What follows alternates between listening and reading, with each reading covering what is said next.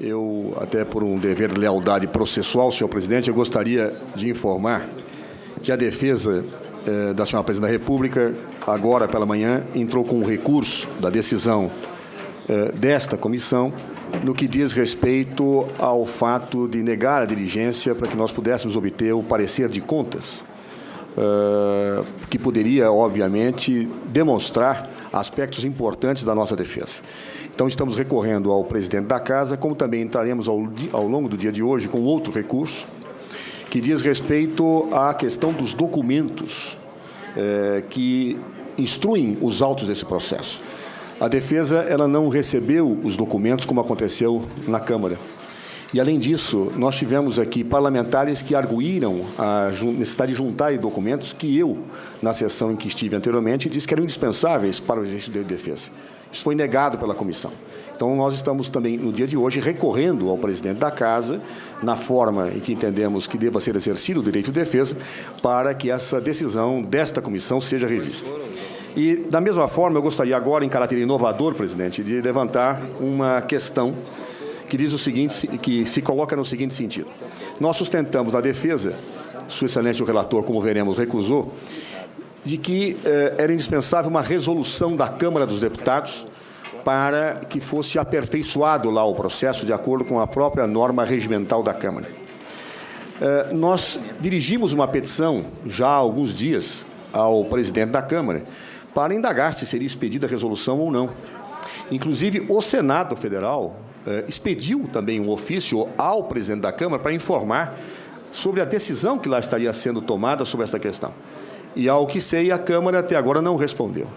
Então, por esta razão, senhor presidente, eu levanto a questão de que esse processo, diante da ausência de resposta da Câmara ao ofício do Senado, sendo a resolução o que aperfeiçoa o processo da autorização na Câmara, teria que ser suspenso até que, efetivamente, a Câmara se posicionasse acerca desta questão. Então, requeiro a Vossa Excelência, a comissão, a suspensão do processo, neste momento, para que, efetivamente, ou nesta etapa processual, até que a Câmara, efetivamente, responda o ofício que o Senado a ela encaminhou. É o requerimento que faço no exercício de defesa, senhor presidente. Passo, então, agora a fazer as considerações acerca do relatório que foi apresentado e será submetido à decisão desta douta comissão por Sua Excelência, o senador Antônio Anastasia. E, de início, eu quero, e com muita sinceridade, elogiar o trabalho feito por Sua Excelência, o senador Anastasia. O senador Anastasia, em que pesa nossa relação de amizade de tantos anos, é um jurista, um homem dotado de luzes acadêmicas que, obviamente, enobrecem esta comissão.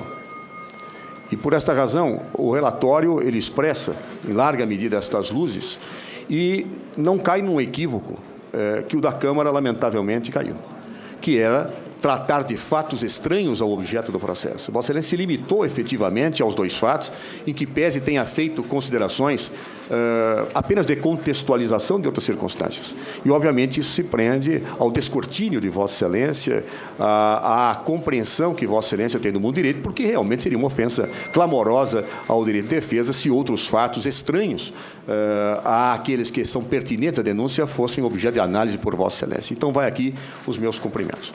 Mas, por óbvio, os meus cumprimentos, eles se prendem às luzes de Vossa Excelência, mas não efetivamente ao conteúdo do relatório. E digo por quê.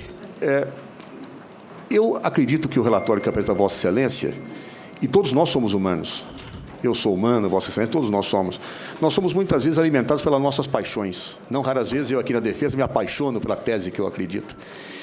E era por isso que nós levantamos o problema da suspeição de Vossa Excelência, não por questões subjetivas, como eu disse, mas objetivas.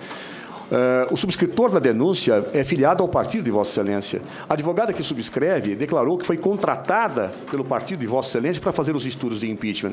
É natural que uma pessoa que tem paixão partidária, muitas vezes, turve a compreensão natural que os seres humanos têm sobre certas circunstâncias pelas quais devem apreciar com absoluta isenção. E eu diria que, neste caso, este relatório demonstra, do começo ao fim, um ânimos condenatório que suprime, muitas vezes, etapas, que não analisa fatos, que não considera, sequer para refutar, pontos que a própria defesa apresentou. Então, é nesse sentido que vai a crítica ao relatório, que passo, com a devida vênia a Vossa Excelência, com todo o respeito, carinho e amizade que tenho, a fazer a crítica. Inicialmente, o relatório de Vossa Excelência, ele tenta debater, e o faz com propriedade, a natureza jurídica do processo de impeachment. E, desde logo, percebi o incômodo do relatório com a afirmação que a defesa faz de que princípios relativos às garantias do processo penal seriam aplicáveis também ao processo de impeachment. Nós afirmamos a defesa, e amparado em pareceres que juntamos no processo e naquilo que entendo ser a melhor doutrina, que o processo de impeachment, de fato, ele é um processo jurídico-político. Ele tem uma dimensão política, inegavelmente.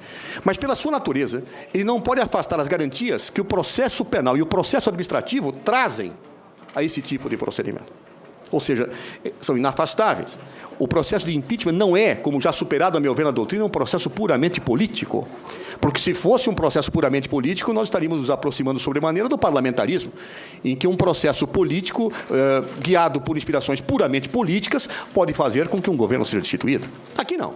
Aqui é um processo em que existe um crime de responsabilidade e a demonstração desse crime passa pela incidência de garantias do processo penal e do processo administrativo. Vossa Excelência critica a defesa nisso. Vossa Excelência chega, inclusive, a dizer que, contraditoriamente, a defesa pretende aplicar normas de regime penal no caso, é o que Vossa Excelência afirma, às folhas 11. E, para minha surpresa, Vossa Excelência, inclusive, nas páginas 7 e 8, invoca a Constituição norte-americana para dizer que o processo de impeachment tem essa natureza puramente política e que essa incidência do processo penal teria que ser mitigada. E faz, inclusive, a menção a uma das pessoas que influenciou muito o processo da Constituição americana, que é Hamilton, Alexander Hamilton, né? Cita, com a cultura e o descortínio que Vossa Excelência, obviamente, sempre tem, o federalista, né? E chega a dizer que Hamilton, Vossa Excelência grifa a palavra política, como dando a impressão que o processo de impeachment ele realmente tem uma afirmação política que a suplantaria nos aspectos de imparcialidade, de características próprias do processo penal. E eu até me surpreendi, nobre senhor relator, porque, na minha cabeça, Hamilton falava exatamente o oposto. Então, eu não pude, ontem à noite, quando cheguei em casa, de olhar o federalista, né? E constatei que Vossa Excelência reproduziu, de fato, um trecho com fidelidade, mas não continuou o que Hamilton dizia logo após. Hamilton, no parágrafo seguinte, com a devida vênia, desmente a afirmação que lhe está imputada. Eu leio o que Hamilton diz logo após o parágrafo de Vossa Excelência. Ele diz: em muitos casos, o processo de impeachment, se conectará a facções preexistentes e irá afetar suas animosidades, parcialidade, influência e interesse de um lado e de outro. Em tais casos, há sempre o maior perigo que a decisão seja determinada mais pela força comparativa dos partidos que pela real demonstração de inocência ou culpa. E Hamilton, então, dizia que o ideal seria que fosse para o Senado, porque o Senado seria mais imparcial. A razão dele não é porque o processo é político, ao contrário, ele queria imparcialidade, porque o Senado seria mais imparcial, seria melhor juiz. Tanto que a tese de Hamilton, na origem, se não me falha a memória, era que juízes presidissem o processo de impeachment, mas, diante do contexto, que vá para o Senado, porque ele será mais imparcial, e conclui ele. Onde, se não no Senado, poderia ser encontrado um tribunal suficientemente dignificado ou suficientemente independente?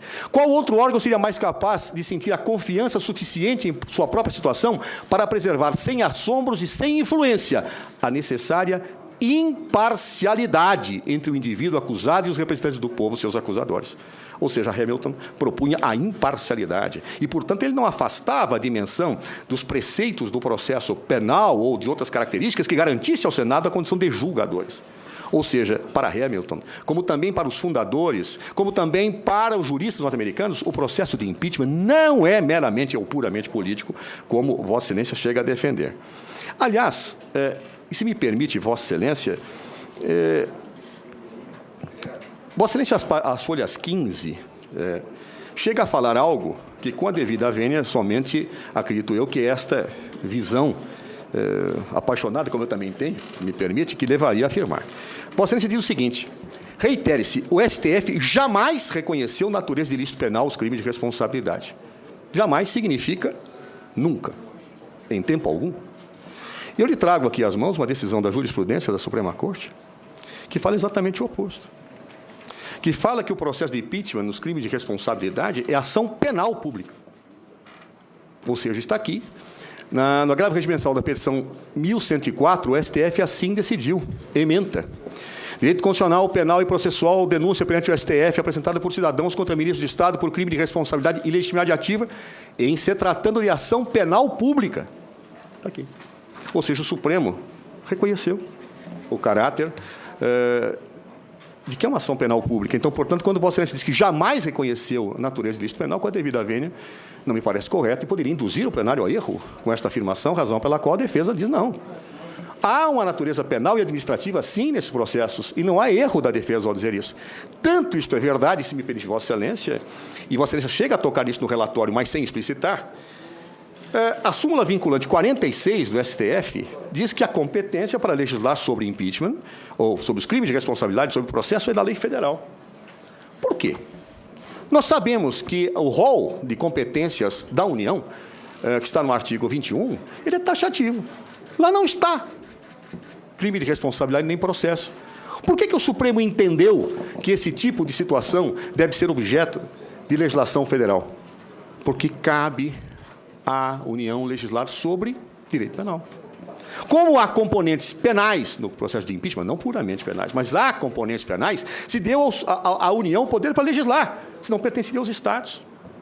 Porque não há taxatividade expressa para os Estados que absorveria subsidiariamente a competência. Ou seja, o Supremo entende os ingredientes penais. E quem entende não é só o Supremo, é a própria Lei 1079. A Lei 1079 foi expressa, absolutamente expressa, ao afirmar que se aplica subsidiariamente o Código de Processo Penal ao processo de impeachment. Por que manda aplicar o Código de Processo Penal se não haveria nada de penal? Qual é a lógica? Com a devida vênia, senhor relator, a premissa que parte Vossa Excelência não se afirma. Ou seja, incide as garantias do direito penal, sim, sobre o processo de impeachment. Não é puramente político. Os autores norte-americanos não dizem isso. Ele tem um componente político, mas isso não quer dizer que essas incidências não ocorram. E por que Vossa Excelência quer afastar o direito penal de um processo de impeachment? Porque Vossa Excelência quer aproximá-lo de uma decisão política. Porque Vossa Excelência quer aproximá-lo de algo que permita que a vontade política se extravase sem a configuração exata do crime de responsabilidade. É o desejo político, turvando a realidade constitucional. É o desejo político, fazendo com que a Constituição não prevaleça. E estivéssemos nós no parlamentarismo, senadora Anastasia, isso Vossa Excelência teria indiscutivelmente acerto, mas no presidencialismo não.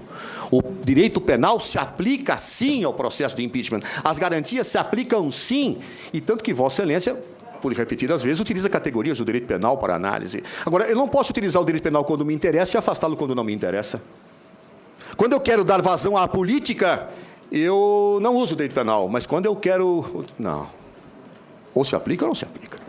E é claro, o processo de impeachment tem um componente político, ele é jurídico-político, a defesa afirmou isto, mas ao afirmar, nós não podemos afastar nenhum presidente da República, nem a atual, nem a futura, nem a ninguém, absolutamente ninguém, a necessidade de ser processado com as garantias todas do direito penal, do princípio da legalidade, não da aplicação retroativa da lei, tudo que diz respeito ao direito penal, porque senão nós estaríamos submetendo um senhor presidente da República ou uma senhora presidente da República a um afastamento indevido no presidencialismo. Portanto, a minha discordância fraterna com a premissa de que parte Vossa Excelência pelas razões que expõe. O segundo ponto que quero enfocar diz respeito a que Vossa Excelência diz que a denúncia não é inepta. Nós invocamos a inépcia da denúncia no que diz respeito aos delitos, ou ao delito, do atraso de pagamentos relativamente ao Plano Safra. Nós dissemos que os autores não diziam qual era o ato que o presidente da República tinha praticado. Não dissemos. Não disseram. Eles chegam, inclusive, a fazer uma situação que me reputo curiosa. Eles jogaram duplo. Eu me lembro na loteria esportiva que jogava-se triplo. Eles jogaram duplo. Eles diziam assim, olha, é um ato comissivo, quer dizer, um ato. Qual é o ato que a Presidenta praticou no caso das chamadas pedaladas fiscais? Ela conversava com o secretário do Tesouro, né? E junto a uma matéria de jornal que conversava com o secretário do Tesouro. Então, aí, ó, esse é o ato dela, conversar com o secretário do Tesouro, e o secretário do Tesouro, então, fazia as pedaladas. Mas, dizem os autores, se não fizessem isso, Então, seria um ato omissivo, porque como ela tem, pelo artigo 81, a responsabilidade de gestão sobre a administração, então ela se omitiu. Jogou duplo, porque não existe no direito penal com a devida vênia. Ninguém joga duplo. Ou é ou não é. Ou é aquilo ou é aquilo. Eu não posso dizer, olha, condena por isso, mas se não condenar por isso, pega aquilo. Não existe isso. Com a devida vênia não existe. Muito bem. O que causou surpresa para nós é que, no ato comissivo, não se diz qual é o ato. O ato era conversar, dialogar com o secretário de Tesouro. E o que mais nos espanta? A advogada, a professora Janaína Pascoal, aqui disse que esse diálogo, como diz na denúncia, era com o então secretário de Tesouro, Arno Agostinho. Sim. Como o presidente conversava muito com o Arno Agostinho, estaria o ato. Só que Arno Agostinho foi exonerado no dia 7 de janeiro de 2015. Ou seja, o ato de 2015, que atribui à presidente, é um diálogo que ela mantinha com alguém em 2014. E que não era mais secretário de Tesouro em 2015. Tem aqui o Diário Oficial que comprova o senhor Arno Agostinho não sendo efetivamente mais secretário de Tesouro. Que ato é esse? Eu já ouvi falar de funcionários fantasmas, mas ato fantasma de alguém que não estava mais presente, eu não conheço. Se vale de uma conversa com alguém que não era mais funcionário em 2015 para dizer que efetivamente esse é o ato da presidenta. Como se... Senhores, qual é o ato da presidente da República? Qual é o ato? Não é?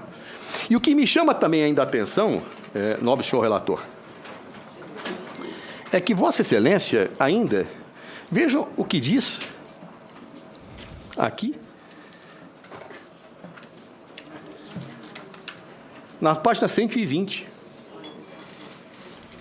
quando indagado sobre este ato, a conclusão segura sobre a existência ou não de omissão ou comissão dolosa por parte da denunciada deverá ser objeto de exame a partir da fase de instrução probatória.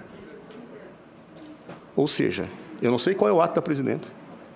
Eu a afasto, porque o resultado é o afastamento, aprovo, afasto, depois eu discuto qual é o ato dela. É isso. É correto. É correto não se indicar o ato que uma pessoa praticou para condená-la, para depois que ela for afastada, nós vamos descobrir qual é esse ato? É o que está dito. Ou seja, com a devida vênia, é óbvio que a denúncia é inepta e óbvio que nós não sabemos até agora qual é o ato. Me lembra aquele joguinho de criança do Wally, né? Onde está o Wally? Onde está o ato? Não existe. Ninguém sabe dizer. Passamos pela Câmara e ninguém disse. Passamos agora pelo relatório do Senado e ninguém aponta qual é o ato. E vamos apurar depois que ela for afastada qual é o ato. Perdão. Não há ato nenhum da senhora Presidente da República em relação às chamadas pedaladas fiscais de 2015. Por quê? Porque quem gerenciava isso era o ministro da Fazenda. Não adianta quer dizer que ela conversava em 2014 com o secretário. Quem gerenciava era o ministro da Fazenda. Tanto isto é verdade, que o próprio Tribunal de Contas, em 2014, condenou várias, ou propôs a condenação de várias autoridades e órgãos técnicos, não da senhora Presidente da República. Por que o Tribunal de Contas não condenou a senhora Presidente da República? Porque ela não tinha nada a ver com aquela situação juridicamente posta. E agora vai se afastar a Presidente da República sem que sequer o Tribunal de Contas, em 2014, tivesse reconhecido a responsabilidade da senhora Presidente? Senhores, é por isso que nós afirmamos que a inicial é inepta. E que não existe ato para a configuração do crime de responsabilidade. Com perdão da veemência, mas é o entusiasmo da paixão.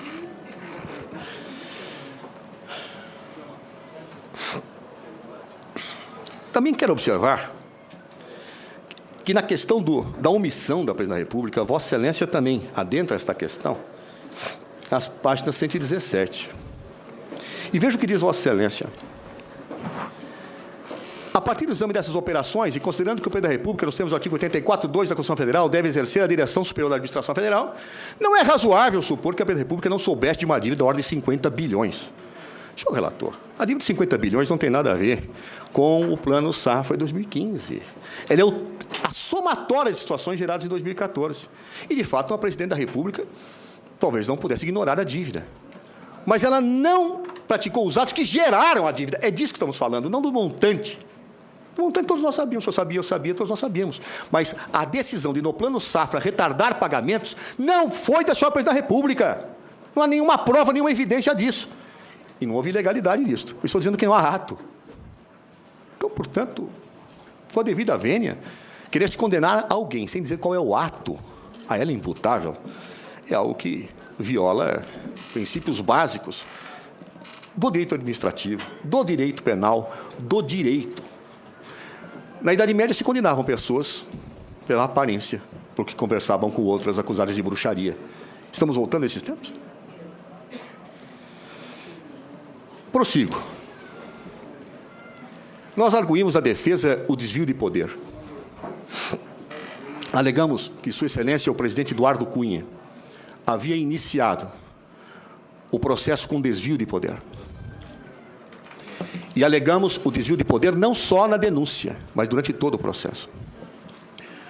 Vossa Excelência só analisou o desvio de poder da denúncia. Não se referiu ao tópico até alongado em que falamos do desvio de poder no processo. Alguma razão teve. Mas o que eu quero observar, senhor relator, senhor presidente, é que se alguém tinha alguma dúvida sobre o desvio de poder do presidente Eduardo Cunha, e já vou analisar os argumentos de Vossa Excelência, hoje perdeu a dúvida. Com a decisão do Supremo Tribunal Federal de hoje de afastar o presidente Eduardo Cunha, aquilo que nós afirmamos fica demonstrado agora judicialmente. Por que foi afastado o presidente Eduardo Cunha hoje por decisão de Sua Excelência, o ministro Euri Zavascki? Porque usava seu cargo para impedir e obstaculizar investigações. Porque usava o seu cargo com desvio de poder. Usava o seu cargo para não permitir que aquelas situações que lhe são dirigidas de desvio de dinheiro público não avançassem. E esse desvio de poder iniciou exatamente assim, no caso do impeachment. Foi ameaçando a presidência da República para que obtivesse os votos no Conselho de Ética, e ao não obtê-los, que o presidente Eduardo Cunha desencadeou esse processo. É a mesma razão, o mesmo modus operandi que levou ao seu afastamento hoje. Ou seja, no thriller de desvio de poder do presidente Eduardo Cunha, o desvio de poder deste processo está colocado. Não fosse o presidente Eduardo Cunha agir desta forma, que o levou ao seu afastamento hoje, esse processo não teria sido instaurado. Foi uma vingança. Isto qualifica o desvio de poder do presidente Eduardo Cunha, hoje atestado por uma decisão judicial. Não neste caso, mas no seu modus operandi, na sua atuação geral, como gosta de se dizer nesta comissão, no conjunto da obra. O conjunto da obra do presidente Eduardo Cunha é desvio de poder, por isso foi afastado. E este impeachment faz parte desse conjunto da obra.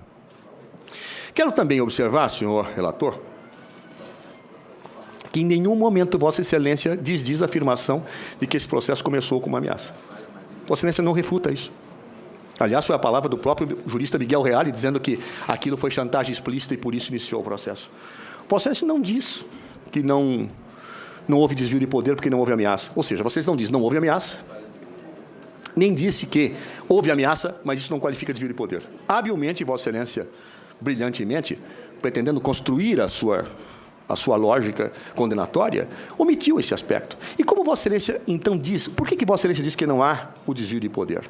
Primeiro, Vossa Excelência diz, às folhas 30,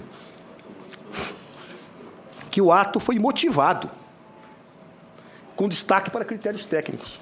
Pergunto a Vossa Excelência, qual ato por desvio de poder na história da humanidade não foi motivado? Foram pouquíssimos. O ato com desvio de poder, ele é sempre motivado. Ele tem sempre explicitação técnica. É isto que a doutrina inteira diz, e Vossa Excelência bem o sabe. Aliás, os atos que levaram ao presidente Eduardo Cunha ao afastamento hoje foram todos motivados. Todos. Todos. Ele justificava, ele retardava, ele fazia com mão de terceiros para que o processo dele não andasse. Vossa Excelência diz, então, que um ato motivado não merece desvio de poder? A doutrina inteira diz que isto é factível. Aliás, não confundamos com a devida vênia os elementos do ato administrativo. O motivo é o que propulsiona o ato. A motivação é a explicação escrita. E a finalidade é a razão pela qual o ato é praticado. O desvio de poder não atinge o motivo nem a motivação, atinge a finalidade. E Vossa Excelência aqui contornou a afirmação que a defesa fez, que o processo havia sido iniciado com desvio de poder, com desvio de finalidade por vingança. Vossa Excelência nem tocou neste assunto. Mas Vossa Excelência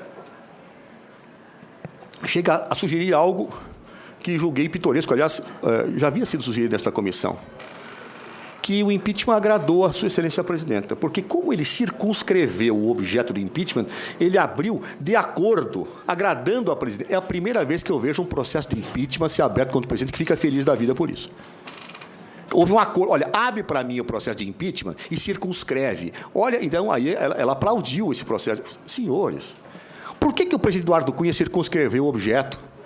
porque ele já tinha tomado decisões anteriores de arquivamento expressando uma posição do Supremo Tribunal Federal, baseada no artigo 86, parágrafo 4º da Constituição, e onde fixou-se o entendimento que os atos denunciados contra o presidente da República para fins de responsabilização só podem dizer respeito ao atual mandato. Já é a posição do Supremo. Alguém duvidou que fosse posição do Supremo aqui, e agora eu tenho uma prova fatal. A decisão de ontem do Supremo Tribunal Federal. Ontem, o Supremo Tribunal Federal, por orientação e pedido do Ministério Público Federal, determinou o arquivamento de qualquer denúncia do caso de Passadina contra a senhora Presidente da República, porque foram praticados no período que ela não era Presidente da República, entendendo que tem que ser no atual mandato, inclusive. Ou seja, o que o presidente Eduardo Cunha fez foi efetivamente circunscrever o objeto àquilo que já tinha sido decisão do próprio ministro Euri Zavascki e do próprio Supremo Tribunal Federal. Mas depois, com o seu desvio de poder, ele juntou delação do Delcídio, ele fez N situações. Por quê? Porque na abertura, como poderia ter um mandado de segurança, ele efetivamente driblou isso. Não foi um acordo com a presidenta, ele seguiu a jurisprudência no ato decisório e depois começou a influenciar para tumultuar o processo, como ele age costumeiramente, e foi hoje afastado por causa disso. Mas Vossa Excelência chega a dizer, inclusive, e aí eu me espantei, senadora Anastasia, que o presidente Eduardo Cunha acatou a denúncia e, olha, não houve recurso, hein? Sim, não houve recurso. Agora, vamos ler o regimento da Câmara? Vamos. É o artigo 218, parágrafo 3º. O único recurso que cabe, de acordo com o artigo 218, parágrafo 3º, é o da rejeição da denúncia.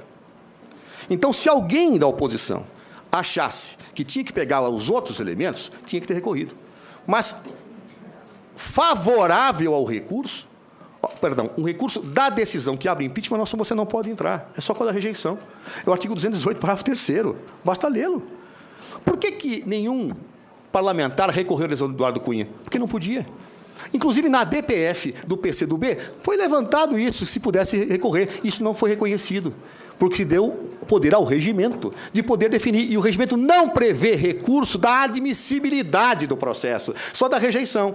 Então, se poderia haver algum recurso, é das denúncias rejeitadas, não da denúncia aceita. Por isso que ninguém recorreu, que não podia. E Vossa Excelência cita esse dispositivo para provar, olha, não houve desvio de poder, porque ninguém recorreu. Não podia. Era da rejeição. Como é que poderia alguém ter recorrido se o regimento dizia exatamente o contrário, nobre senadora Anastasia? E aí Vossa Excelência invoca uma tese de que o plenário da Câmara, ao dar com 2/3, teria referendado o ato. Com a devida vênia, senadora Anastasia, não se existe hipótese de convalidação de ato nulo. Se o ato é nulo, não se convalida. Aliás, a doutrina nacional, estrangeira, diferencia o ato nulo do anulável, porque o nulo não pode ser convalidado e o anulável pode. Se houve o vício na denúncia, não poderia ter chegado até o plenário. E o plenário não poderia convalidar, porque o próprio início daquele processo foi nulo. Como é que o plenário convalida o desvio de poder? Se há um vício que não se convalida, segundo toda a doutrina, na defesa eu citei vários autores. Não citei mais porque já tinha 370 páginas. Não se convalida o desvio de poder. Então, Vossa Excelência, por alguma razão, não falou da vingança de Eduardo Cunha. Se existiu ou não existiu. Não desqualificou o desvio de poder, se limitou a dizer que ninguém recorreu, e não podia, estamos provando que não podia. Se limitou a dizer que estava motivado, todos os atos de Eduardo Cunha, como todo desvio do poder o são, e se limitou a dizer que houve uma convalidação do plenário, que com a devida vênia é insustentável, porque não se convalida o ato nulo. Só o anulável. Então, portanto, por alguma razão, Vossa Excelência não quis enfrentar o Eduardo Cunha, a questão do Eduardo Cunha neste caso. E acho que agora, até pela decisão do Supremo Tribunal Federal hoje, há que se pensar. Quer dizer, vai se passar batido novamente nos atos do senhor Eduardo Cunha? Apesar de afastado, apesar de comprovado seu desvio de poder por decisão hoje do Supremo Tribunal Federal, que o afastou da presidência no mandato, não vai se enfrentar esta questão? Vai se fazer vistas grossas de novo às condutas do senhor Eduardo Cunha? Com a devida vênia, senhor relator, eu acho que isso mereceria um exame mais acurado. Com a devida vênia. Outro aspecto.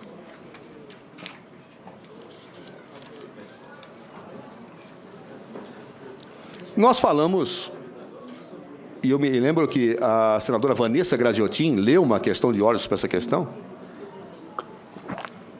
sobre a necessidade de, antes de se processar esse pedido de impeachment e que se tivesse julgado as contas previamente, porque isso seria uma usurpação das competências constitucionais. E eu me recordo até que o nobre senador Aloysio Nunes disse: isto é um rematado absurdo. Bem, todos nós temos o direito de achar que são absurdas as coisas, mas eu quero citar um precedente no Brasil disso.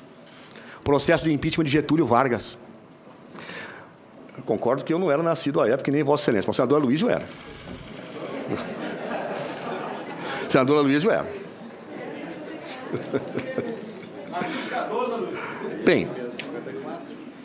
Senhor presidente, aproveito rapidamente só para que o senhor possa verificar o som, porque está chegando uma informação aqui que está, enfim, o som está falhando da TV Senado. Muito bem. Agradeço, nobre senadora. Mas houve um processo de impeachment contra Getúlio Vargas. E sabem por que não prosperou? Porque não foram julgadas as contas e as questões diziam respeito às contas. Vou ler aqui a decisão da Câmara dos Deputados à época de Getúlio Vargas.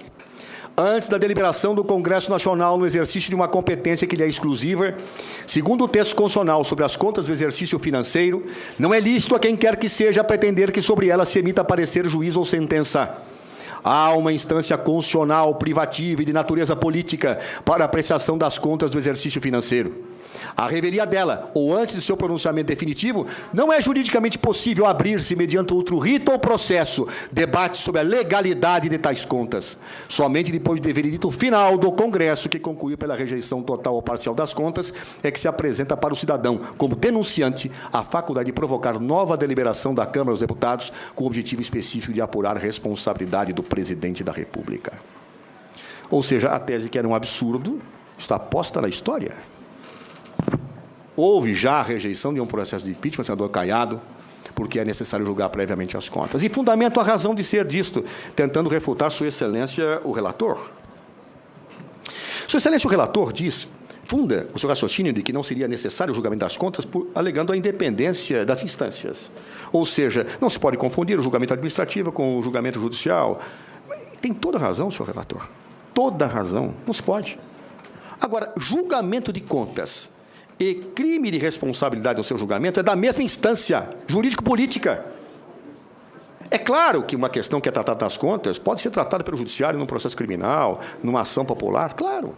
Um funcionário pode ser responsabilizado administrativamente? Pode, mas contas e impeachment estão no plano jurídico-político, julgados pelo Legislativo. E quando se fala de questões relativas às contas, há uma determinação constitucional que tem que ser seguida. Primeiro tem o parecer do Tribunal de Contas, que não vincula, como eu disse, e reafirma o Congresso Nacional. Mas, vindo o parecer, vai para a Comissão Permanente, e depois da Comissão Permanente vai para o Congresso Nacional. Inclusive, recentemente, houve uma discussão se poderiam julgar separadamente, e o Supremo disse, não, tem que ser o Congresso Nacional em conjunto. Ora, o processo de impeachment está, portanto, subtraindo aquilo que efetivamente a Constituição disse para a apreciação desta matéria e foi aceito no caso de Getúlio. Tem que, antes, essas questões relativas às contas passarem por esse iter constitucional. E isto não é absurdo, ou pelo menos, de forma absurda, arquivou-se um impeachment de Getúlio Vargas. Esta tese me parece rigorosamente correta, porque é evidente que envolve tantos aspectos técnicos, minuciosos, que tem que haver um parecer prévio no Tribunal de Contas. Ou seja, ele tem que examinar. E eu não sei nem qual será o parecer de 2015. Não sei. Mas tem que ter. Porque depois disso, como disse o processo de impeachment de Getúlio, depois disso é que nós vamos discutir o crime de responsabilidade. Ora, me parece claríssimo que isso se coloque desta forma. E aí não está havendo confusão de instâncias. A instância é a mesma. Quem tem competência para apreciar essas questões é o Congresso Nacional, antes a Comissão Permanente, e não comissões separadas, eleitas para o impeachment. Isso vem depois. Por que o assodamento? Por que Vossas Excelências querem o assodamento? Quando, na verdade, a Constituição prevê um rito para que isto ocorra. E as contas estão para ser julgadas, vai daqui a um mês. Por que não espera-se?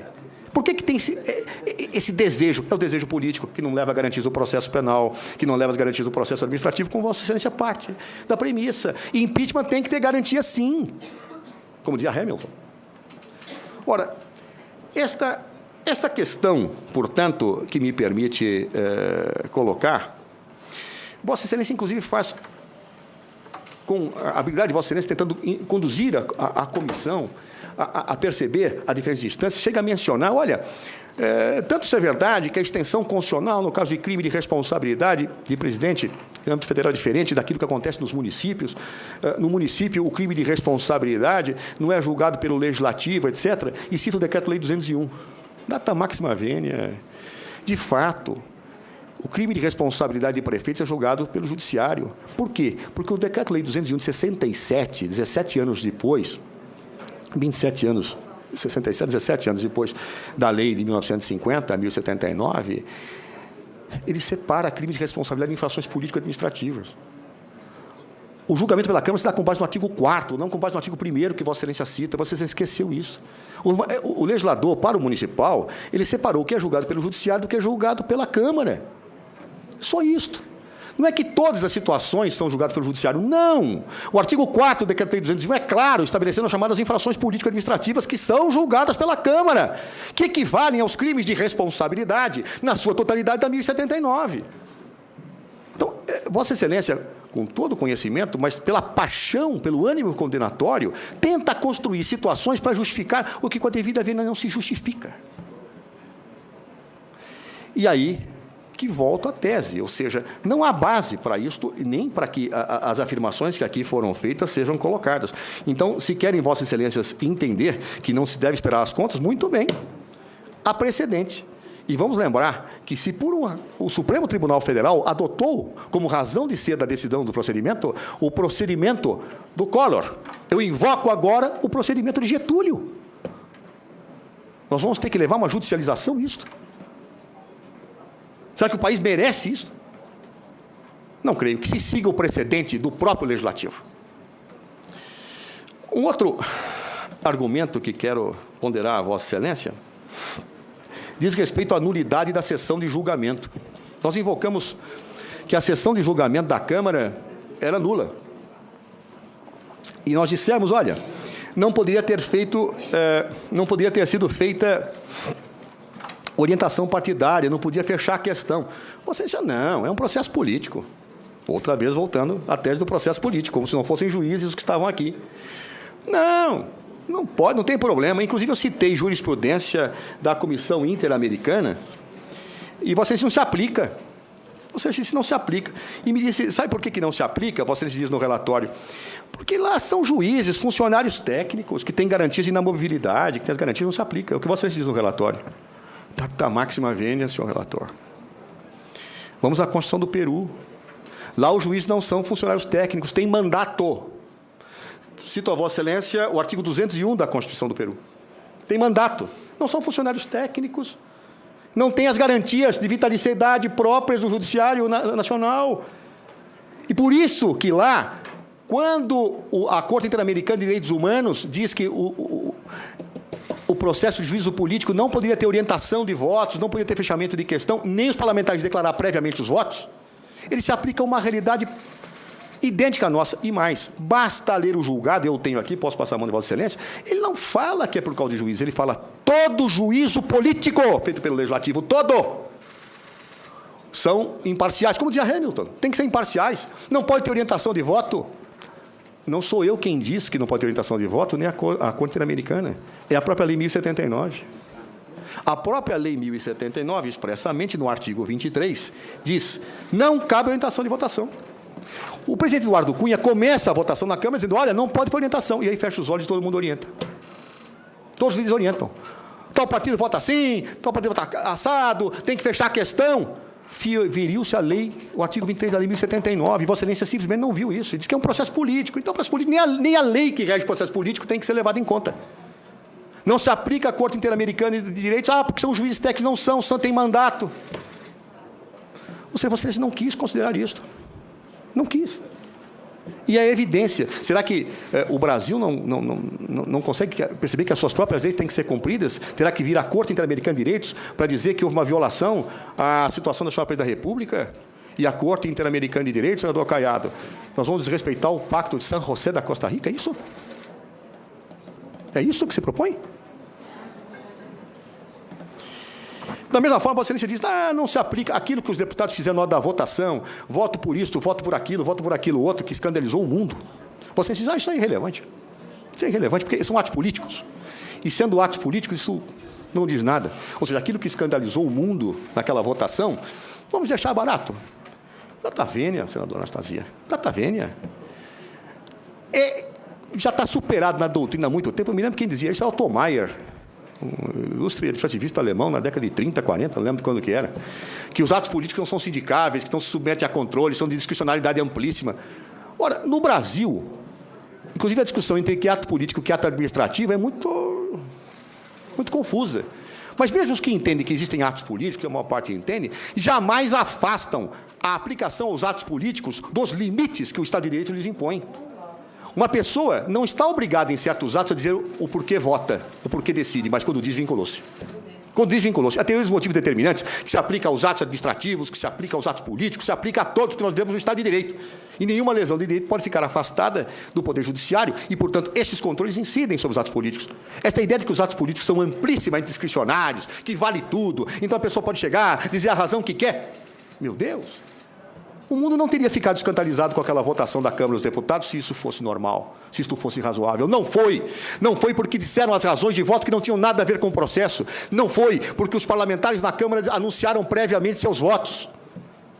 E é por isso que a Corte Interamericana disse, voltem os juízes, e deu uma decisão para que os juízes voltassem. E o Peru teve que cumprir essa decisão. Será que teremos que chegar à Corte Interamericana de Direitos para que eles digam, volte a presidenta Dilma Rousseff, quando nós não consideramos os pressupostos básicos de um Estado de Direito? Será que teremos que chegar a fóruns internacionais e não aos nossos próprios fóruns para discutir aquilo que é nosso direito e aquilo que é devido à nossa democracia, à nossa Constituição? Prossigo. Nós alegamos a falta de resolução da Câmara. Vossa Excelência disse que não trazia prejuízo. Mas como não trazia? A resolução é que define o objeto do processo. Um simples ofício, vago, inclusive, como fez o presidente Eduardo Cunha, especialmente na questão das pedaladas, não define o objeto. E aquilo que ele expressou é o que o plenário votou? Mormente, quando o relatório que foi votado falava de vários fatos, tanto foi impreciso o que a Câmara fez que Vossa Excelência passaram um grande parte do tempo discutindo qual era o objeto. Me lembro do senador Cássio Cunha Lima. Vamos colocar o Lava Jato, talvez percebendo que estava fraca a acusação dos 2 pontos. Vamos colocar Lava Jato, mas Vossa Excelência, com acuidade, não colocou. Mas e a defesa? E a resolução? Claro que trouxe prejuízo, trouxe prejuízo à defesa, trouxe prejuízo ao trabalho de Vossa Excelência, porque se tivesse a resolução, teria ficado clara qual era o objeto, e os senhores não teriam perdido tempo de discussão. Mais aprofundando, talvez pudesse até ter encontrado o ato da Presidente da República, no caso das pedaladas, se a discussão fosse voltada a isso, né? Mas se fosse discutindo o objeto, estamos batidos agora. Ou seja, não há ato da Presidente da República que se prove depois, que se afaste primeiro. Ou seja, trouxe prejuízo, sim, à defesa, trouxe prejuízo aos trabalhos, e por isso que pedi, no começo, a suspensão dos trabalhos do processo de impeachment, até que a Câmara decida se vai fazer resolução ou não. Porque, inclusive, não nos permitiram até a judicialização sobre essa questão, porque eu não sei se vai ter resolução, se não vai. Prossigo, senhor presidente e senhor relator. Vossa Excelência diz que não tem problema nenhum a tese que nós sustentamos a não recepção do artigo 11 da Lei 1079. Invoca vários juristas que eu respeito, porém, é fundamental essa tese da não recepção do artigo 11 para o caso das pedaladas fiscais. Por quê? Porque, se for baseado só no artigo 10, parece evidente que não há sustentação à tese da denúncia. O artigo 10 fala, que no caso, a violação à lei orçamentária é um crime de responsabilidade. E Vossa Excelência argue a violação à lei de responsabilidade fiscal. A lei de responsabilidade fiscal não é lei orçamentária, com a devida vênia. Pela Constituição, há 3 orçamentos. O plano plurianual, a lei de diretrizes orçamentárias e a lei orçamentária anual, não a lei de responsabilidade fiscal. Ela não é orçamento, ela regula as finanças públicas. Então, não há tipicidade, a caracterização disso. Então, se cai o artigo 11, cai tudo. Então, Vossa Excelência, sabendo disso, hábil jurista que é, disse, não tem problema, o artigo 11 foi recepcionado, sim, pela Constituição. O artigo 11 foi recepcionado pela Constituição. Por que foi recepcionado? Porque, embora tivesse na Constituição de 46, não constou da Constituição de 67 a mesma situação, nem da Constituição de 88, aquela guarda de dinheiros públicos, etc., o 11 é igual ao 10. Ou seja, são próximos e o valor está... Com a devida vênia, Vossa Excelência chega a sustentar que o rol é exemplificativo e cita o emérito jurista Geraldo Brindeiro, que todos nós conhecemos como defensor desta tese, ex-procurador-geral da República do governo Fernando Henrique Cardoso, jurista que todos nós conhecemos. Mas eu trago em minha colação José Afonso da Silva e Luiz Roberto Barroso, que tem um artigo específico, um parecer específico, dizendo que o artigo 11 não sobreviveu. Por que não sobreviveu? Porque a Constituição, ela não é taxativa na tipificação. Aí pode dizer que Vossa Excelência é exemplificativa, mas nos bens jurídicos tutelados ela é taxativa. Porque, na medida em que ele fala atentatória à Constituição, os bens tutelados estão ali postos. É o que diz Zé Afonso. Talvez o Brindeiro não diga isso, mas Zé Afonso disse. Ora, eu estou com uma parada em magnífica doutrina, e Vossa Excelência sequer considerou esse aspecto. Ou seja, a tese das pedaladas fiscais não encontra amparo no artigo 11, porque ele não foi recepcionado pela Constituição de 88, porque ele já tinha caído na Constituição de 67. Portanto, é só o artigo 10. E o artigo 10 fala de violação à lei orçamentária, e a lei de responsabilidade fiscal não é lei orçamentária.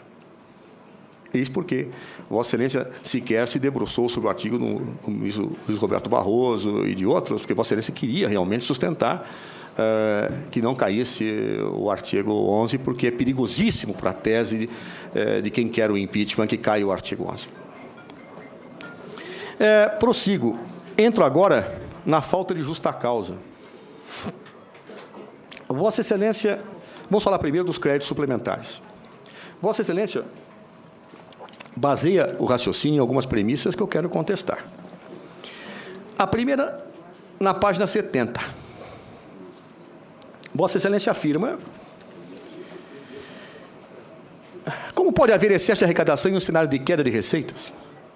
Nobre senador, é noção sediça, pisada, repisada, que quando se fala de crédito suplementar, nós não falamos do excesso de arrecadação como um todo, mas de arrecadação no órgão.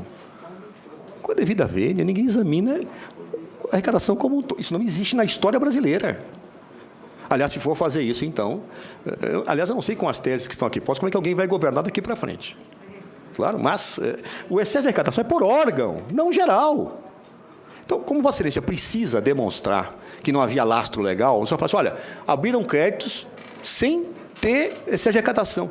Meu Deus, mas essa arrecadação no órgão. Então, se o fundo X tinha uma previsão de receita e teve mais, é aquilo que justifica o crédito suplementar, e não toda a arrecadação da União, como diz Vossa Excelência. Esse é um equívoco com a devida vênia insustentável na prática do direito financeiro. Podemos pegar todos os especialistas, que sempre foi feito assim. Inclusive, na época de governos anteriores, de governo Lula e governo Fernando Henrique Cardoso, que baixou 101 decretos de créditos suplementares dessa mesma maneira. Também, Vossa Excelência diz o seguinte, metas. Vossa Excelência esqueceu algo central da tese da defesa, que é o decreto de contingenciamento. Vossa Excelência não analisou essa questão. Você não analisou que nós afirmamos a defesa que não havia ofensa à meta fiscal porque houve contingenciamento. Não está no relatório, isso não foi dito. Você esqueceu disso. E Vossa Excelência fez análise o tempo inteiro como se a meta fiscal fosse uma meta orçamentária. Não é. Não é meta orçamentária, é meta fiscal. Fiscal é gasto. E Vossa Excelência esqueceu disso. Então, você fala o tempo inteiro do orçamento. Orçamento é uma autorização, pode gastar ou não gastar. É o contingenciamento que bloqueava. E Vossa Excelência não analisou isso. Então, é um erro de premissa da concepção de Vossa Excelência. Ou seja, Vossa Excelência falou, olha, não tinha espaço fiscal. Mas como não tinha se eu contingenciei? Claro que tinha. Claro. E aí, eu quero fazer uma observação importante, porque há numa base legal para os decretos, não tinha precisado de lei. Também. O artigo 4 da lei orçamentária dizia, mas o artigo 4 não podia dizer porque exigia compatibilidade com a meta fiscal. Compatibilidade é uma coisa, limite é outra. O que é ser compatível? É ser adequado. O que é ser adequado? É eu demonstrar objetivamente que eu posso fazer isto, mas não vai afetar a meta. Como é que eu demonstro isso? Mostrando o decreto de contingenciamento. E Vossa Excelência não falou sobre isso. Ou seja, mostrando o decreto de contingenciamento que eu mostro que a meta não foi afiscada. Havia compatibilização? Sim, havia, porque eu tinha excesso de arrecadação no órgão, eu poderia fazer esse remanejamento, baixei um decreto de contingenciamento que impediu que a meta fiscal fosse ferida. E aí, Vossa Excelência chega a dizer que isso vai ser analisado mais tarde. Mas como mais tarde? Isso é um indício fundamental. A presidência da República vai ser afastada sem que isso seja considerado, sem que se demonstre qual foi o acréscimo efetivo que esses decretos trouxeram na meta. A defesa mostrou a saciedade que a meta não foi ferida pelos decretos, senador Anastasia, você não entrou nisso. Nós juntamos várias notas técnicas demonstrando que a meta fiscal não podia ser cumprida por causa da queda da receita. Tem estudos, mostram isso. Vocês deu uma linha sobre isso. Uma linha. Não falou praticamente da tese do decreto de contingenciamento, não falou de que a meta... E tenta associar sempre como se fosse um objetivo orçamentário formal. A meta fiscal não é formal, a meta fiscal ela é real, do gasto, de quanto se gastou. Por isso que ela é fiscal. Caso contrário, ele teria dito meta orçamentária. Não disse meta orçamentária, disse meta fiscal. E o que determina o fiscal? O contingenciamento, segundo a própria lei de responsabilidade fiscal, não o decreto. O decreto vê o excesso de arrecadação, mexe no orçamento e ele não afeta a meta fiscal. Por quê? Porque eu contingenciei. Mas vocês não estavam cumprindo, porque caiu a receita. Não porque baixou o decreto. Né? A relação de causa e efeito é fundamental. Como eu disse na sessão passada, o índio acreditava, quando ele batia o tambor, chovia, que havia uma relação de nexo causal. Mas você tem que demonstrar, não? Percebeu-se que nem sempre que ele batia, chovia. Então, vamos fazer no mesmo caso. Qual é o nexo causal entre decreto e ofensa da meta? Não há. Não há, porque foi a receita que caiu. Então, e isso não está trabalhado no relatório, isso não está dito com a devida vênia no relatório em momento algum. Aí, Vossa Excelência insiste na tese, e me permita repisá-la, de que a meta é anual. Perdão, Vossa Excelência concorda que a meta é anual. Mas, citando o artigo 9º, e o 9º da Lei de Responsabilidade Fiscal, fala, não, mas olha, tem aqui os relatórios, que tem que ser feitos, tal. Vamos ler a lei com a devida vênia, e a lei aqui me desapareceu, mas se eu achá-la, eu leio, mas vou citar de cabeça com a devida vênia. O artigo 4º, parágrafo 1º, diz claramente que a meta é anual, claramente. E depois o artigo 9º, 4º, fala o seguinte, que serão expedidos os relatórios para simples avaliação, demonstração e avaliação. Senador Anastasia, demonstrar e avaliar não significa comprovar cumprimento. Eu avalio para verificar se eu tenho que tomar medidas para alcançar até o final do ano a meta. Claro, me permitam ler a lei de responsabilidade fiscal, ela é tão clara, tão clara. Pena que eu não acho aqui, achei, olha, achei, ela sumiu, como sempre acontece nessas horas, mas olha aqui, olha, artigo 4º, parágrafo 1º, é tão cristalino que... Bem, não, para variar, estou errando aqui a lei de novo. Está aqui, ó. Pronto, agora achei. Artigo 4º, achei. Artigo 4º, parágrafo 1º, está aqui, ó. Integrará o projeto de lei de direitos orçamentários anexos de metas fiscais em que serão estabelecidas metas anuais. Portanto, meta é anual. Meta é anual. Muito bem. Vamos agora ao artigo 9º, parágrafo 4º. Até o final dos meses de maio, setembro e fevereiro, o Poder Executivo demonstrará e avaliará o cumprimento das metas. Avaliará o cumprimento das metas. Em audiência, eu vou avaliar se a meta está sendo... Para quê? Para tomar medidas, ou aumentar o contingenciamento, ou tomar medidas que aumentem a receita. É para isso que esse relatório... A meta é anual. Caso contrário, bastará um dia de governo, senador Álvaro Dias, um dia, para que a meta seja descumprida. Quero ver quem governa assim. Nem empresa privada governa se ela tem uma meta ao final do ano e em 2 meses não atingiu a meta. Ninguém governa assim. Está se criando uma situação impeditiva de qualquer governo poder atuar. É impossível que alguém governe dessa forma. Eu tenho uma meta anual, mas eu tenho que cumprir todo dia essa meta. Mas o que é isso? Eu posso ter problemas de queda de receita no mês, eu posso ter problemas que me atingem, aí eu tenho que atingir bimestralmente a demonstração disso. Eu quero ver quem conseguirá governar assim. Quero ver quem consegue governar com esta lógica.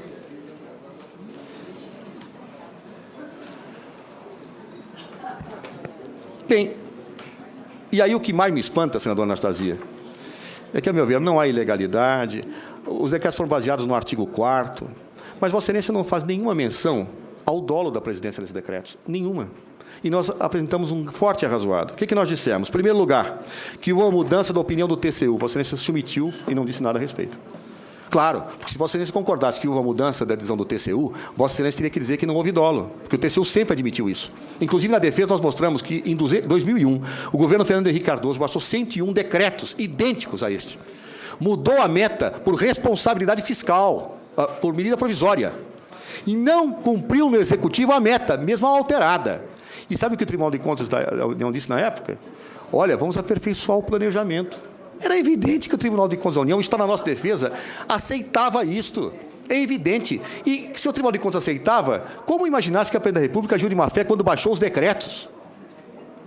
Não há dolo. Vossa Excelência não disse nada a esse respeito. Nada. O relatório não diz absolutamente nada. Segundo ponto. Nós falamos que todos os decretos foram baseados em pareceres técnicos. Mostramos, inclusive, o ITER. O ITER. Vossa Excelência não disse nada. Teve pareceres da AGU, justificando os decretos. Teve pareceres técnicos justificando. Vossa Excelência que disse que não. Claro, porque se Vossa Excelência disser sobre isso, tem que dizer que não houve má-fé, porque a jurisprudência é pacífica ao dizer que quando um chefe do Executivo toma decisões baseadas em pareceres técnicos, não há má-fé dele. Vossa Excelência não enfrentou essa questão, embora colocada na defesa. Terceiro, vários desses pedidos são feitos por outros órgãos. Vossa Excelência não colocou a questão. E eu vou trazer a colação aqui, se você me permite, ao que chama a atenção. Nós tivemos pedidos do Poder Judiciário nesses decretos. Sabe quem aprovou? O CNJ. O Conselho Nacional de Justiça aprova expressamente que o Executivo, pedir para o Executivo, que por decreto faça isso. O Conselho Nacional de Justiça. Ora, o Conselho Nacional de Justiça pede ao Presidente da República que, por ato do Poder Executivo, se baixe um crédito suplementar e a má-fé da Presidenta da República, senhores. Onde está a má-fé? O Judiciário pediu, o órgão que fiscaliza o Judiciário, o Conselho Nacional de Justiça, assinado por vários ministros do STJ e do STF, pedem. Então, são eles coautores do dolo? Serão eles punidos também? Ou isto é um pretexto que se utiliza para atacar a senhora Presidente da República? Vocês também não abordam que 70% dos valores do decreto foram para o MEC por uma decisão do Tribunal de Contas da União. Não aborda. Todos esses aspectos descaracterizadores do dolo da Presidência da República, o parecer se omite. Por que se omite? Porque não poderia enfrentá-los. Por que não poderia enfrentá-los? Porque senão teria que absolver a senhora Presidente. É evidente. Por que alguém se omite de analisar uma questão? Porque ela é incômoda ou porque esqueceu. Jamais o senador Anastasia esqueceria. Então, só posso... O ânimos condenatório fez com que o dolo não fosse apreciado. Nenhuma dessas questões foi rebatida. Vocês não dizem que o Tribunal de Contas não mudou de opinião, como chegou a dizer o relatório da Câmara. O relatório da Câmara chega até a ser curioso, porque ele diz, olha, a discussão era pública, e nós provamos que não era pública. E que o relatório prévio do ministro Augusto Nardes sequer falava dos decretos. Que depois que o Tribunal de Contas abriu o processo, não foram baixados mais os decretos. Nós provamos isso. Então, agora não se fala mais. Ah, mas o Tribunal de Contas não havia apreciado a questão. Havia. Eu mostrei a conta de 2001 do presidente Fernando Henrique Cardoso, em que se analisa os decretos e se fala, vamos aperfeiçoar o planejamento, mas ninguém falou que houve dolo nem crime de responsabilidade, nem rejeitou as contas na época. Esta questão não está enfrentada. Mudou-se a jurisprudência e quer se punir retroativamente. Mudou-se a jurisprudência e quer se dizer, olha, sabe você que achava que aquilo era certo? Eu achava que era certo, mas eu mudei, agora você será punido com a perda do seu mandato. É isso que está se dizendo. É correto isto? E por isso que isso não é enfrentado em nenhum momento no relatório de Vossa Excelência com a devida vênia. Passemos ao Plano Safra. Voltamos à velha discussão. É operação de crédito, não é operação de crédito? É operação de crédito. Eu ouvi aqui o nobre representante do Ministério Público de Contas dizer que o conceito de operação de crédito da Lei de Responsabilidade Fiscal é diferente do conceito de operação de crédito que se usa no direito comercial, na prática bancária. Tal. Aí eu me perguntei, por que o legislador utilizou, então, a expressão operação de crédito, hein? Se ele queria um conceito diferente, por que ele utilizou aquele conceito? Ele utilizou aquele conceito porque ele queria vedar, sim, empréstimos de bancos ao governo. Ele não queria qualificar atrasos de pagamentos como algo proibido, até porque alguém se inserido na lei de responsabilidade fiscal, porque atrasa um pagamento com a devida vênia, é algo estranho. Ah, não, mas ele chega a sustentar. Atrasar pagamento é financiar. Ah, bom, então, quando eu não pago o salário do empregado, o empregado está me financiando na empresa. É isto que se quer chegar à conclusão? E o que é pior? Ao contrário das situações de 2014, o Plano Safra não tem contrato. Sabiam disso, senhores senadores? que não há contrato entre o Banco do Brasil e o governo federal, é algo que decorre de lei, é uma operação ex lege. Então, eu tenho agora um empréstimo ex lege, quando se atrasa o pagamento. Empréstimo não é aquilo que eu ajusto, que eu avenço de comum acordo entre as partes. Não é isso, empréstimo. Aqui nem contrato existe, nem acordo de vontades existe. O que existe é uma subvenção. A relação creditícia existe entre o Banco do Brasil e aquele que recebe empréstimo. Lá sim, mas não com o governo federal. O governo federal apenas equaliza aquilo que foi pago, ele apenas subsidia aquilo que foi pago. Ele não tem um empréstimo, atrasou o subsídio muito bem, atrasou. Agora, dizer que o governo federal está se financiando no plano safra. Que isto? Quando não há nem contrato, que empréstimo é esse que não tem acordo de vontades entre as partes? Ah, mas ele de responsabilidade fiscal fala que a operação de crédito ou assemelhada. Mas isso não tem a menor semelhança com a operação de crédito. Eu estou repassando dinheiro para subsidiar um programa. Aí eu não paguei, o que eu sou? Inadimplente. Eu atrasei. É isto que juridicamente configura. Mas vamos imaginar, não, o tribunal mudou de opinião, perfeito, é operação, tudo bem. Quer dizer que, quando milhares de juristas dizem uma coisa e outros dizem outra, houve má fé quem optou por uma das teses? Ou seja, age com má fé quem opta por uma tese, é isso? Quando ela é defendida por vários, quando ela é feita por vários governos, mas o que mudou é o volume, o que mudou é a quantidade de dinheiro em 2014, não 2015, né?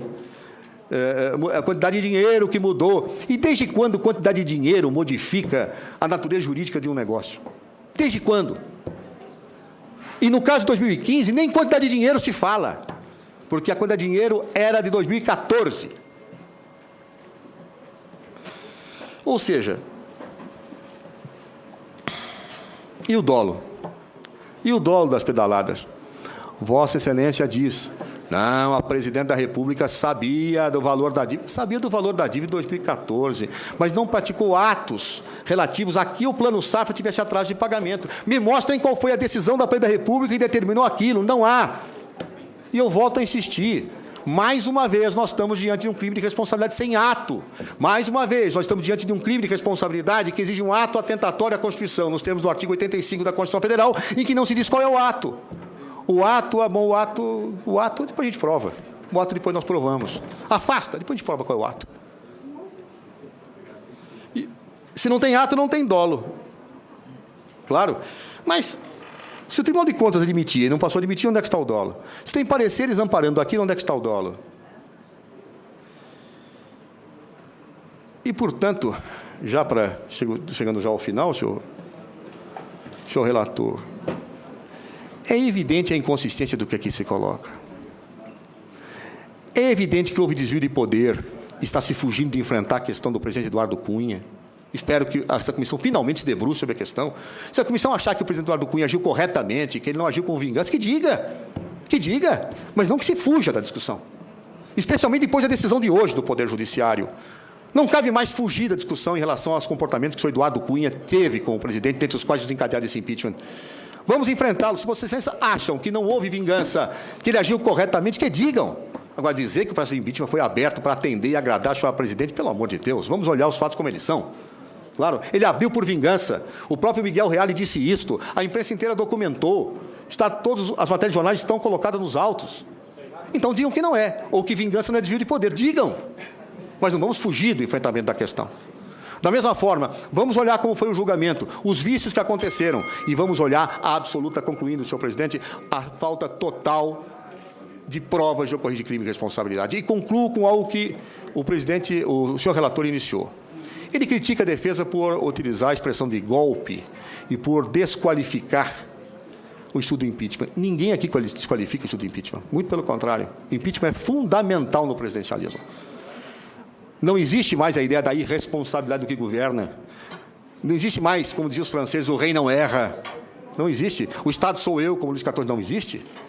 O impeachment é fundamental. Mas o impeachment, para que não seja golpe, tem que ocorrer dentro de um devido processo legal, em que se respeite as garantias do processo penal, em que digam quais são os fatos, e que exista uma apuração isenta e imparcial, e ocorra o crime de responsabilidade. O impeachment é muito bem-vindo no presidencialismo, mas a Constituição também é bem-vinda. Ambos têm que ser respeitados. Ambos têm que estar colocados. Impeachment não se separa dos pressupostos constitucionais. Um impeachment realizado com ofensa aos pressupostos constitucionais, me desculpem, é golpe. Me desculpem, é rompimento institucional. é não só a minha convicção. E chega a dizer, o senador Anastasia, eu nunca vi golpe com direito de defesa. Não, eu já vi. Eu já vi golpe com direito de defesa, já vi injustiça com direito de defesa. E os processos de Moscou não tinham direito de defesa, senador Anastasia? O julgamento de Sócrates não teve direito de defesa, senador Anastasia? Todos os julgamentos mais iníquos da humanidade foram feitos com direito de defesa. Todos. Aliás, quando se quer esconder uma iniquidade, se dá o direito de defesa retórico, onde as cartas estão marcadas, onde o jogo já está definido, onde as pessoas já definiram o processo. O que eu estou afirmando é que o simples fato de existir direito de defesa formal, não substantivo, formal, não real, onde as pessoas já entram com a convicção formada, isto é uma decisão política e não uma decisão imparcial. E estou, portanto, afirmando que, a se consumar esse processo de impeachment, apesar do direito de defesa, nós temos um golpe. Porque o direito de defesa, em si, não justifica tudo, especialmente quando ele não é substantivo e quando as pessoas tomam uma decisão política e passam a não considerar mais a racionalidade dos fatos. Muito obrigado, senhor relator. Desculpa pela